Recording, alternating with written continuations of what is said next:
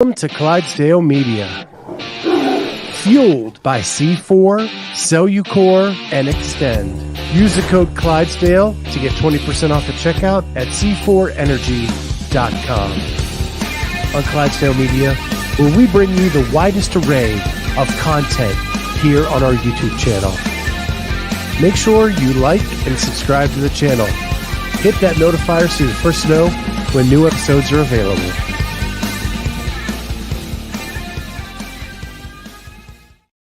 What is going on, everybody? Welcome to the Clydesdale Media Podcast. My name is Scott Schweitzer. I'm the Clydesdale. He is Scott Tetlow. Tonight, it is the podcast of two Scotts. If for those of you who don't know, Scott is an old friend of the show. You actually came on as an analyst for us last year at the games. Yep. Did some analytical work for us. So long lost friends. We're back together. Here we go. And now you're kicking ass this year, man. Well, I mean, yeah, I'm just trying to hang in there, I guess you could say. Do the best I can this year. So I was watching the leaderboards. It looks like you moved around a little bit. And I know that the leaderboards were pretty fluid for about a week. And then they locked, I guess, Monday or yesterday. CrossFit finally announced they were locked. Did you receive any penalties? Did you have to appeal anything? What went on there? I received one penalty for the on the workout for the V-ups. There was a couple reps that it said something, my feet weren't over my head whenever I touched, which I went back and looked and said, all right, yeah, that's reasonable. It was 3 reps. So it was the difference, I think, in the West region of a couple points in that workout. I think I dropped like 2 or 3 places because of those 3 reps. 3 places for 3 reps. No, like in that one specific workout, just 3 places down on the leaderboard. Yeah, no. Okay, I was like, wow, that's an expensive V-up. That would have been pretty significant for just 3 reps. I might have, yeah. Yeah, holy shit. Okay, cool. Because we're following a handful of athletes through the season, and I know some of them got some weird penalties, had to appeal. Some decided it wasn't worth the appeal. Right. And weird things were happening, like they were getting a penalty and there were no views on their YouTube video. Yeah, I've heard a little bit about that. I haven't done much digging involved in that. Just one because it didn't happen to me. I didn't check my videos. I'm just saying like, hey, okay, if they validated my videos, then I'm trusting that the review process took place and you know, they reviewed it and everything looked good. So, but I have heard of some situations like that occurring. Yeah, so our listener Corey Leonard said Tetlow is both a bad man and a good dude. Corey, I think if that's the Corey Leonard that I'm thinking of, that might be. I think I might have gone to school with his brother. So, okay. I think also, did you go to the camp in Louisiana that happened? The Southland in the off season, Southland camp. Yeah. There's 2 of them that happened, and I think the last one was the 3rd one they've done, but there's 2 of them that happened during the off season. So it's a good time. Yeah. So I think Corey was at that. Oh, okay. Maybe that's what. Okay, because I know another Corey Leonard. Then, all right. Yeah, he very well could have been. Yeah, and the only reason I know that is one of the athletes we're following is a Masters athlete, Rudy Berger. He lives like 5 minutes away from me. Okay. So I've been doing like a documentary style following him of the season. Okay. And he was at that camp where he met you and he met Corey, and so it's been just like a small world type of thing. Yeah, that was Rudy and his wife. That was probably the coolest like duo that I didn't like when I first started. Okay, Rudy, because I'll be honest, I didn't really pay attention much to the any other groups from the games except for like the elite male. So like whenever I heard about him, I went over and talked to him. Then I found out that his wife was his coach. I asked him, I was like, how do y'all? My wife and I go to the gym, we just start arguing because like I say, hey, go do this. She was like, I'm doing it right. I'm not gonna worry about it. But like those two to have a coach and like her husband, I think it's just a unique duo, and I think it's awesome. So I enjoyed meeting them and talking to them a little bit. Yeah, Lynette is legit Yeah, like an amazing coach. And as I've gotten to watch them more intimately this season and the way they interact and how precise she is about everything, like that dude has 4 cameras on him for every open workout, every quarterfinals workout, in case one goes down, one battery dies. She is legit. yeah, that's great. That is awesome. And I'm with you, man. My wife did CrossFit with me when we first started, and they tried to partner us up in workouts, and it ended badly every time. Yeah, I could definitely see that. I remember getting into an argument with Planet Fitness when before CrossFit with my wife about a thruster, and it did not go well. So yeah. Yeah, my wife is not, her jump roping skills are not at the finest. Hmm. She would chuck the jump rope across the room at people. Yeah. So when you're around her, make sure you duck. Okay. So yeah, so that's how it was cool talking to Rudy, because he had such a good time and felt like that Southland camp did so much for him. Hmm. Because like, and I don't know if you know their whole story, the way he got into CrossFit and the way Lynette got him, basically said, it's your time. We as a family are going to support you in this run.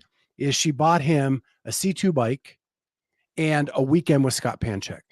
Yeah, that's what she was saying. That she went up there and that's where she's kind of learned her coaching skills from. Is that she's zero hesitation to reach out to him, and then I think it's great that he like gives his feedback to her, to kind of to help mold and help his program and do everything. So yeah, it's that she looked at Scott as more like a mentor for her. Yeah. And this year, Scott's like saying, hey, Lynette, you're good enough. Like, I'm here if you need me, but you don't need me as much as you think you do. Yeah, be a And, little standoffish. Yeah. and, uh, and then they really appreciate that Southland, because it was just a different perspective of elite athletes Hmm. and all that. Like, she's like a sponge. She just wants to suck up all that knowledge and everything she can wherever she's at. Yeah. No, she did. She reached out. She asked a lot of us about. She asked a lot of us athletes about like, hey, what about this? What about this? And I worked with Rudy. I worked with Rudy his gymnastics and everything, which I was like, I mean, they look pretty good. So I mean, I don't think there's anything wrong, but they were trying to find the small details that would just make them better. Yeah. I love those two. Hmm. What I want to kind of move into next is the one thing you and Rudy have in common is you both work full time, Yes. right? You try to do this competitive CrossFit thing, and unlike a lot of the athletes, you have to show up for work every day. So, how hard is that balance every day for you? And you're active duty military, correct? Yes. Yep. In the Navy? Yes, in the Navy. So the balance, I wouldn't say it's just you just got to be okay with change. I know a lot of athletes like, hey, I have my set routine. I'm going to wake up at this time. I'm going to eat breakfast at this time. I go to the gym at this time. I take my lunch. I do my second session. I go home. I eat dinner and I go to bed. It's like a routine that they have. But for me, I have to like stuff comes up at work. Like, yeah, I have like a set time. Like, hey, yeah, I'm at work from 9 a.m. to 4 p.m. roughly. Those are my working hours. So I have to build around that, whether it's wake up early. And I'm fortunate enough to where, like, at the military, the command that I'm at, they have a pretty good, they have a legitimate gym set up, like lifting platforms. They got a bunch of racks. So I'm able to, if I got nothing going on at work during my lunch break, in the morning I go work out at work, and then at my lunch break, if I got nothing going on, then I'm going to the gym and I'm going to eat lunch while I work. So I'm fortunate enough to have all that. And then whenever if stuff comes up and I can't go work out, well, then I can't go work out, and I try not to stress over missing that piece a little bit. But you just have to be, what's the word? You can't be like, you have to be subject to change, because no matter what, my rest day isn't going to be on Thursday. Some days, one day it was on a Monday. I took 2 back-to-back rest days because stuff came up. So it just happens, and then I work through 5 days. So it's no set routine. It's just being able to adapt to whatever comes up that day. What's cool about that is, right, CrossFit always preaches it's about the unknown and the unknowable. Mm-hmm. You live that, right? You don't even know your training schedule based on what could come up at work and what could not. And Nope. like, you go into some gyms and people have their favorite bar, their favorite spot, their favorite dumbbell, whatever. And you just got to go with the flow whenever you can get it in. Um, do you think that gives you an advantage when you go to like a semifinal and it's all out of your control? No, I don't think it gives me any advantage, No. because honestly, because that is, in all reality, like, that's a little bit more structured. I mean, for everything, and like, I have my at each facility that I train at, I have my favorite barbell that I use. Like, I literally scope around, hey, who took my barbell at work? Like, where is it? And so I have my favorite spot, my favorite barbell at each said location. And so I don't think it really gives me an advantage at semifinals, because no matter what, at semifinals they're going to find out who's the fittest of the fittest there. So it's all about who's been putting in the work and the extra little details. So I don't think it would give me any extra advantage at semifinals. So Corey says flexible. You have to be flexible. Flexible, that's the And best then word. Yeah. and then Wad Zombie comes in and chimes in. I live that too. Never know what version of my wife is waiting at home. Yeah. Got a text, like, how texting can kind of be like misinterpreted a little bit. So I'll get a text message some days and be like, I need a caller to make sure that, like, hey, I'm gonna go to the gym real quick after work, hit a 30-minute conditioning piece or something. So, like, sometimes, yeah, depending with, I got 2 little ones running around the house as well. So, if one of them's not feeling well, then it's like, okay, well, I got to go home, and I'm gonna go home and help out versus go to the gym, because still, the support, you have to have good support to do what all of us do. And if I'm out there, you know, wanting to work out instead of come back here and helping out my wife a little bit with the baby, then there might be that missing link. So my wife supports the hell out of me every single time, just like I support her. And that's the biggest thing, is having that support and being there for one another whenever. And just it makes it a lot easier. And as far as like spending an extra little bit of time when away from the family, when everything's good at home. And your wife has a stressful job too. Not anymore. So not anymore? Not anymore. No. Oh, she retired? No, she kind of left the police department just because of the lack she it was a rough schedule, to be honest. And then, like, with me being active duty, we kind of assessed the situation. And with me being gone, we didn't really we wanted somebody here with our kids and everything. So now, which that family's priority. So now we're actually opening up a tattoo shop, because she's doing tattooing now. So I knew that was like, she was working on that Yep. last time we talked. And have you got any new ink from her now that she's doing that kind of more, or is that for other people right now? No, that's for other people. Like, we can't. I'm tired of using my body as free skin for her. So no, see, we got lucky. Well, she Stop set up using my body. yeah, Stop she using me set for up my at a body. place. I mean, I got some ideas, but go talk. So no, so she's set up in a shop now, a tattoo shop. So she's got plenty of people to tattoo.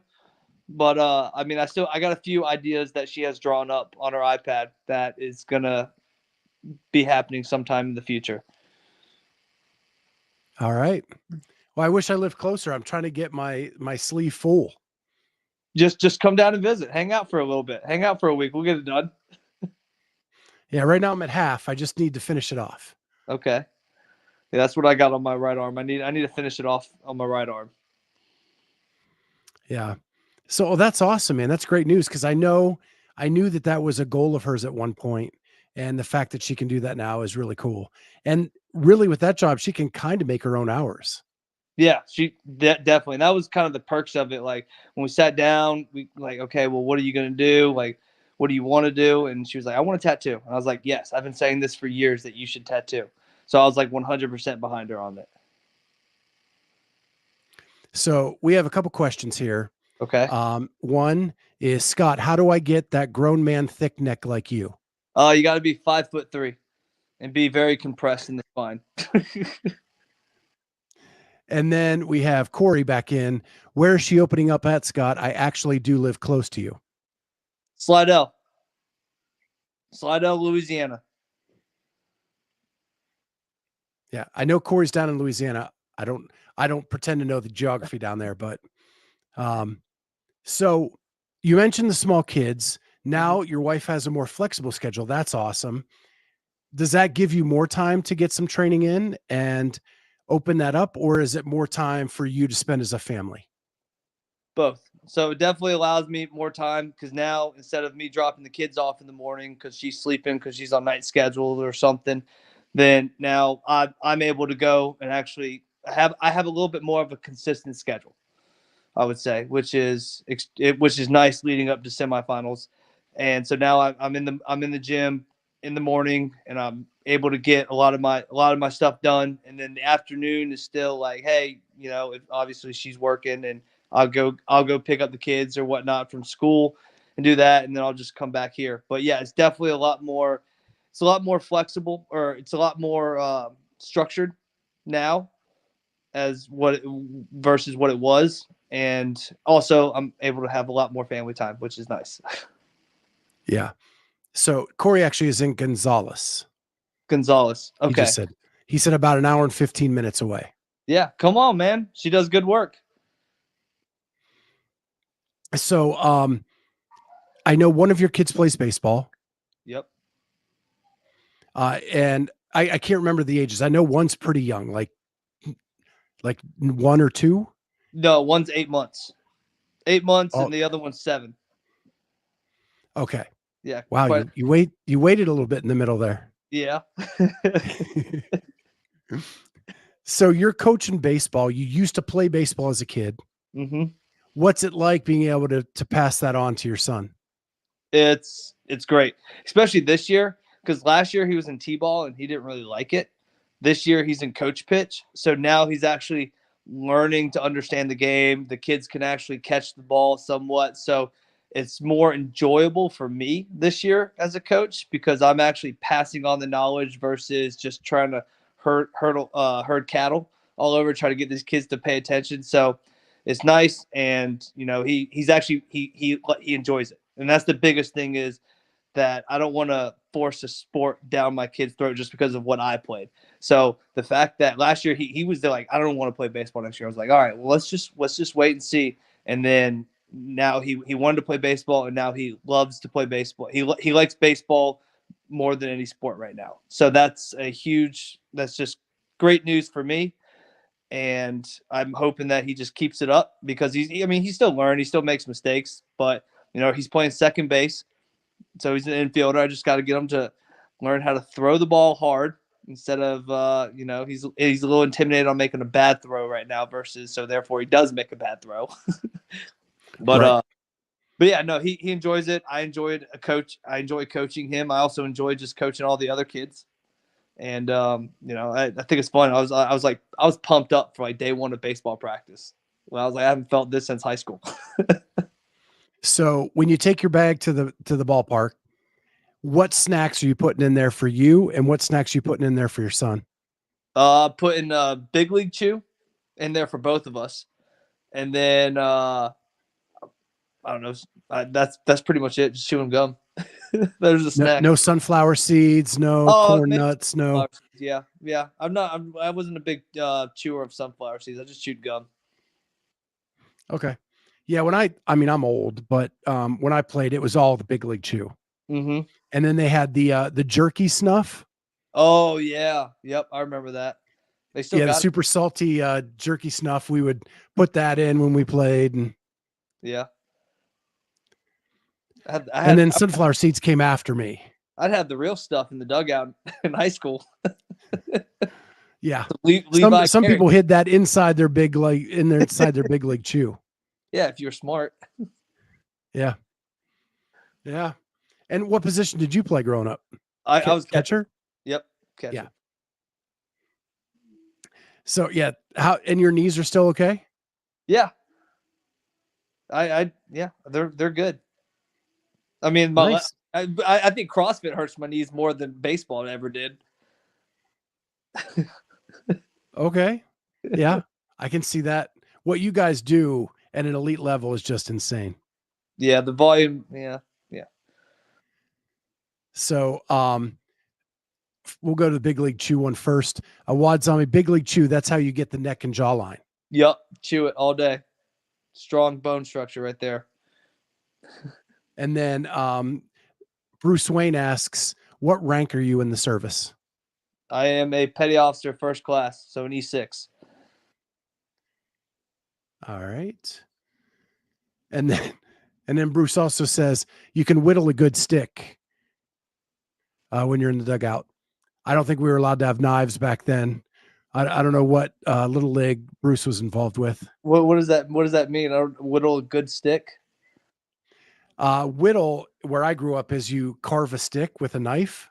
Uh-huh.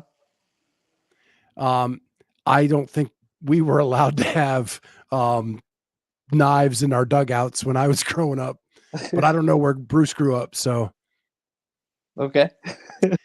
and then Kenneth says, I always went with the Matrix Powerade and David sunflower seeds. If we had a doubleheader, my dad snuck me a Red Bull.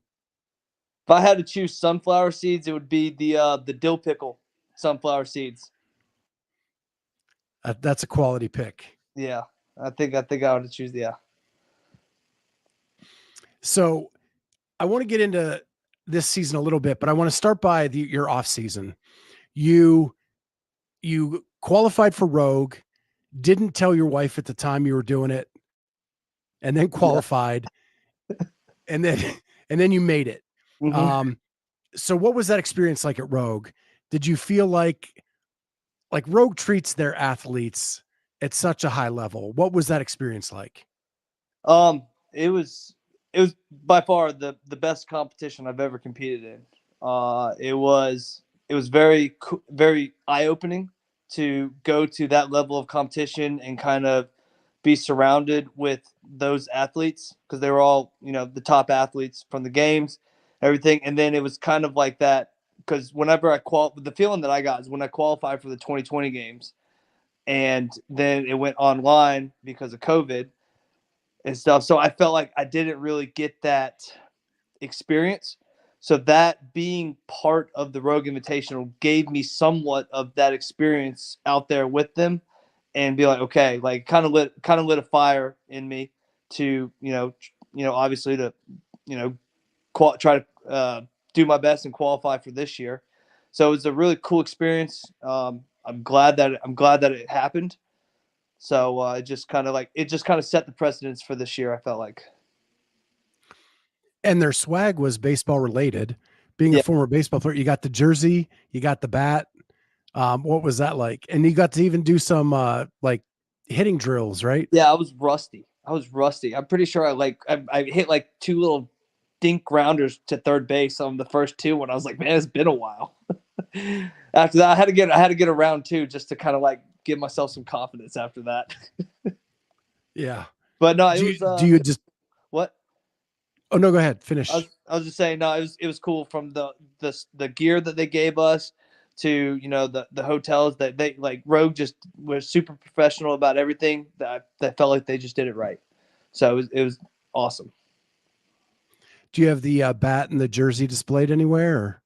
I got the bat actually still in the car from to be honest with you, because I don't like if I pull it out of the car, my son's gonna take it. Next thing you know, he's gonna be hitting rocks with it or something, you know.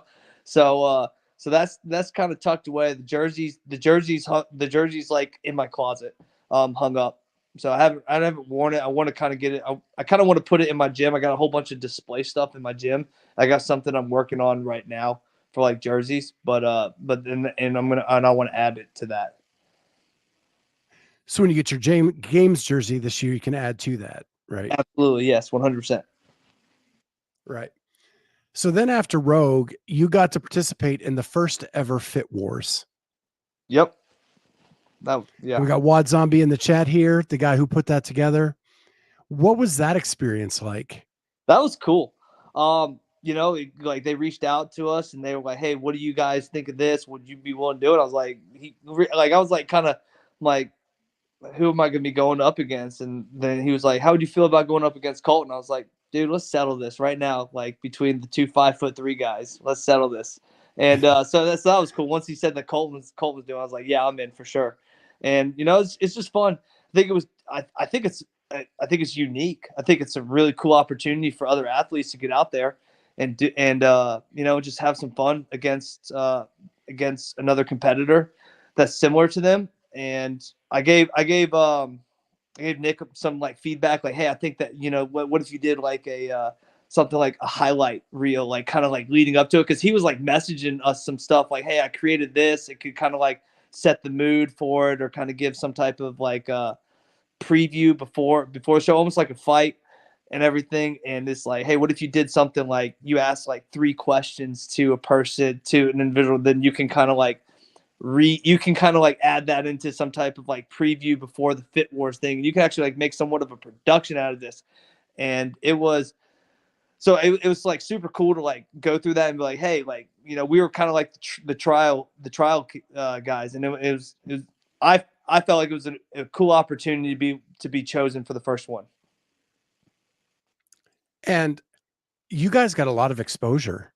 Like it was just you two, Yeah. and it was your show, and you got all of that exposure pretty much free of charge to do one workout. And I remember actually going and talking to my wife. I was like, I'm pretty sure like every single day for a while, I was getting like tagged in everything as far as social media goes and promotion. It was like, it was it was promoting me and Colton. It was like, I was like, I think this is the most publicity I've ever gotten at one specific time. So I think that's that's another unique opportunity for athletes, because it's just highlighting you too. And it was like a big talk. Like it was on a bunch of other podcasts, and it was like a lot of people, like it was getting around. Yeah. And Nick, I will clip that and let you use that for marketing in the future. What Scott just said. Couple quick things. Bruce Wayne says, when is the rematch? We talked, I guess it's going to be at semifinals. It's just going to be some other people mixed in. Nice. And Nick actually says, as a dad, your car is the safest place for all your things. Yes, that is true. So yeah, I thoroughly enjoyed Fit Wars. I thought it was the coolest concept, and it was just you and Colton. You guys got the entire spotlight just to yourselves. And where else are you ever going to get that opportunity? Yeah, nowhere really. I mean, because every time you're competing against all these other athletes. So, right. So, and then Kenneth is saying, not only is a rematch at semis, but you guys are going to rematch again at the games. That's right. Yeah. Both of us are going to qualify. That's right. There you go. So you did Rogue, Fit Wars. What was your confidence like coming into the season? I it really wasn't my confidence, just my like, yeah, I felt good that doing like competing at Rogue and stuff, but more important, like I was just in a good coming into the season, starting the season, I was just in a good headspace. And I don't know how to describe it, but I felt like less stress was on me. I wanted to come into this last season. I kind of like especially after semifinals, I kind of started debating whether or not, like, hey, do I really want to do this or not? Like, because I just didn't know if I was having fun. So I kind of made some adjustments to ease my mind and just go back to having fun, how I started CrossFit. And once I did that, I went back to having fun and not really stressing over missing a piece or not, because I felt like at that point I was putting too much stress on myself. I actually I feel a lot better. My body feels a lot better, and I'm performing. I'm performing well, I would say. And I think that it's not necessarily the confidence, just the changes that I've made to allow me to enjoy what I do again. Well, and for someone who's been covering the sport for the last couple of years, I would talk to you at events and like you had to leave as soon as the last event's over. Yeah. Like and head on back home. Yep. Like and that has to add a stress level that other competitors don't have to deal with. Now, Yeah. is that going to change this year or are you going to have to still do that same thing because of your job? Well, the good thing, I had to book a flight, and my flight leaves on the Monday after semifinals, so I can't change my flight. So I won't have to. I'll leave the next day, so that won't be an issue. But what happens here, obviously, if there's an issue at home, obviously that's going to create some type of internal stress with me, because I'll be thinking of that as well as competing. But for right now, I'm not thinking about that. But it's yeah, I'm trying to set myself up for success. Awesome. Yeah. Cause it's a lot further this year. You can't just drive to Pasadena. No, no, and I hate flying, so I drive anywhere I can. But yeah, no, I got to fly there this time. Yeah. This is the first year, both semifinals I'll have to fly to. Last year I was able to drive to all but one. So yeah. Um, I want to get into this season, right? You come into quarterfinals and you finish sixth in the West. So you are in the last heat at semifinals. How important is that to you? That was my overall goal for the quarterfinals. I figured I figured I would qualify, and like in case with the exception, if something major happened, like I got injured or anything. But I set a goal because last year it kind of I don't know, I wasn't thinking about that last year, like trying to get into the final heat. So this year I started out in the second heat and never got out of the second heat. So this year I was like, all right, I want to start quarterfinals. I want to do whatever I can to get into the final heat. So whether that is if I think I need to redo a workout, then I need to redo a workout. The goal is to not redo a workout, but if it happens, it happens, because I got to get into the final heat. So that was what it was planned around. And then you finished this year 29th in the world. Last year you finished 93rd in the world. That's a huge jump in quarterfinals this year. Mm-hmm. Do you think the more consistency with how you're able to train this off season attributed to that, or was it a different focus? Just different focus. I didn't really have the consistency to start training until about a month ago. So, um, or yeah, like 3 weeks ago, 4 weeks ago, my wife and I just kind of made this decision. But no, so it's just the clear headspace that I'm just going back and I'm having fun with it. I got some awesome people in my corner that really help and support me. I got one of my buddies who's my coach, who's going to be going up to Pasadena with me. He knows me well. He knows that, like, hey, like, Scott, I don't care what you say, what you think, you're not going to be able to go unbroken on this. So don't even think about it. So he'll kind of bring me down to reality, which is what I need sometimes. And with that help, and then I had this other girl that's there that I'll tell her my game plan, and she'll think I'm crazy, and I'll be like, all right, maybe I need to rethink this. So I got some awesome people in my corner, and that support me, and that really helped me. That really helped me push. I got this. I've been training with another semifinal athlete, Annalise Moore, so consistent throughout this year. So she's kind of helped me a little bit, push a little bit harder, and yeah, and the biggest thing, I'm going. Like I said, I'm having fun with what I do again. And I think that's the biggest game changer. Because if you're not having fun with what you're doing, then you got to ask yourself, why are you doing this? And then you're just dragging yourself to the gym. Like, why do I have to do this? You're not mentally there. In the past, have you ever taken a coach with you to semis or Yes. regionals, or Yeah. you No. have? For the past two semis, I took Nick Urankar, who was with Zeus Method. Um, I took him with me because he was my coach for those 2 years. Yeah, cool. And then this year you're taking your new, is this a new coach? Do you consider him your coach I or he just a buddy? I would, I took him to Rogue with me because Nick was unable to make it, and and I he did he I don't he did really good there, and I know he's always got he just he knows me well as an athlete, and like I train with him a lot, so he knows my abilities, and he knows kind of like my thresholds with stuff. So I think having that person there with having that person there that the individual that a person that assesses you and can kind of like read you and see how you react to certain paces is beneficial to take to a competition, because then if something happens, hey, so and so's doing this, then I think even though you could do that, but I think you'd be smarter doing this. So just having somebody that knows you and knows your abilities is an important role. And if you guys are friends as well, it's someone who just keeps it light, right? Like you, Exactly. Yes. yeah, and just allows you to kind of debrief after every event and get ready for the next one and just take a breath and be able to move on. Um, Nick from Wad Zombie is actually asking where you're landing, and I know that's where he lives, is out in that area. So, do you know what airport you're landing at?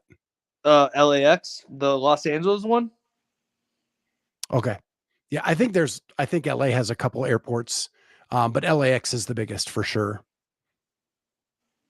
And they're just making fun of Nick in the comments right now, so giving him shit right now. But so I'm excited to see you come because I know in the past you have some home runs, Yes. right? Like you win events at semis. I believe that I have the ability to win some events. Yeah. Yeah. Well, you've shown it because you definitely won one last year. Um, and what would you say you need to change to back up the wins with? I need to be more consistent overall, not have these like, yeah, cool, a first place finish is awesome, but I would rather have four fifth place finishes than one first place finish. So I just want to be consistent and just try to execute every workout. I know strength you've been working on for a while now. How is that Yeah. coming along? It's coming. It's coming. I had a really good snatch day today. I'll just so it's coming. It's not. It's still not where I want it to be, but it's coming, and that's all I can ask for. See progress. Yeah. So Wad Zombie Nick says, I'll pick him up in my work truck. I think that there's a joke in there because I think he lives closer to the other airport. Um, and to go to LAX, maybe not the best part of town. I don't know. I have no I don't idea. know LA that well. My ticket. Yeah, I haven't even bought my ticket yet. I mean, I'm going. I just don't know. Maybe I need to talk to Nick before I buy my ticket. Yeah, I'm telling him I'm gonna DM him, or I'm gonna DM All you. right. You got that, Nick. He's DMing you. Um, well, with that, the goal is the games, I'm sure. Yes. Consistency, strength. If you get a home run, that's great, but that's not what you're aiming for. You're aiming for consistency. Consistency. Yeah, it's that's the name of the game when you go up there. Any family able to go out with you?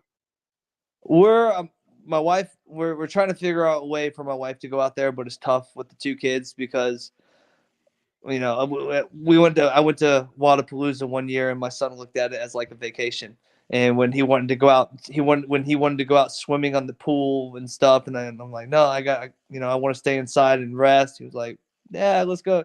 So I felt bad, so I went out there and played with the pool, and I just don't like. So it's rough, it's tough with the kids, but we're trying to find ways for my wife to come out. I asked my parents if they wanted to come out, but they don't fly, so Yeah, that's crazy. I get it. Like flying sucks. Just mhm. just the airport to yeah. I hate it. As for me as a media member, like all my equipment takes up my suitcase, and then I have to pick like 3 pairs of clothes, Yeah, maybe, and tuck it in amongst the equipment to get on the airplane. If I'm driving, I can take all my stuff. right.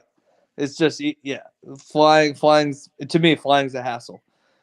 But I'd rather drive anywhere. Yeah, me too. Kenneth asks, does Hiller still call you Tetlaw? No, I corrected him. I made sure of it. I said, "Hey, it's Tetlow. Get it right." Did he judge your videos more harsh after that? After oh no, he actually like Andrew and I like. I think Andrew's a good dude, and we have a good relationship. I think I talk to him every now and then. He used to live 30 minutes from me in Chicago. I met him at Wadapalooza and stuff. We have a mutual friend, Blair Chapman. I used to work Blair Chapman. I don't know if you remember him from Granite Games or not, but he Oh yeah. Blair and I would get together and work out because we lived 20 minutes from one another, and Blair would go over to Andrew's house and go work out with them. They're friends. So we have a common group that we used to hang out with. So me and Andrew, if Andrew judges one of my videos, then he judges one of my videos and we move on from it. All right. Well, Scott, this has been a blast. I need to schedule some time to come to Louisiana. How close are you to New Orleans? About 30 minutes. It's been my wife's dream to go to New Orleans. Oh yeah.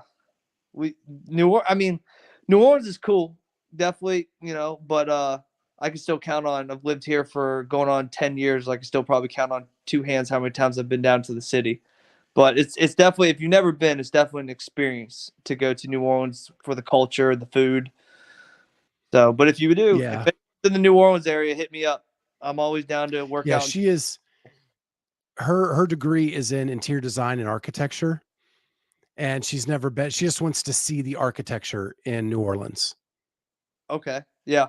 There's a lot of art. My wife's more familiar with she's more familiar with the streets that are down there that do what that like certain streets have art on it, certain streets have a bunch of voodoo stuff, and then obviously you got Bourbon Street. Everyone knows what Bourbon Street is, but there's a lot of sculptures down there, lots of art, a lot of even like people performing on the streets. It's really cool, really unique place. Yeah, and then I just got to get on your wife's calendar to get this sleeve finished off. That's right. There we go. Come on, we can do a trade. Your wife's an interior designer. We're looking for a shop to be interior design. There it is. There we go. All the reason to come down to New Orleans. There it is. Well, Scott, thank you so much for jumping on, man. You are the best. I can't wait to see you in Pasadena and see the performance you put on. Got a good feeling this year, man. Just trying to go in there and keep the momentum rolling. All I can ask for is just work ethic, put out and have fun with it. Yeah. Well, with that, guys, thank you for being so active in the chat. Thank you to Scott for being with us. And we'll see you guys next time on the Clydesdale Media Podcast.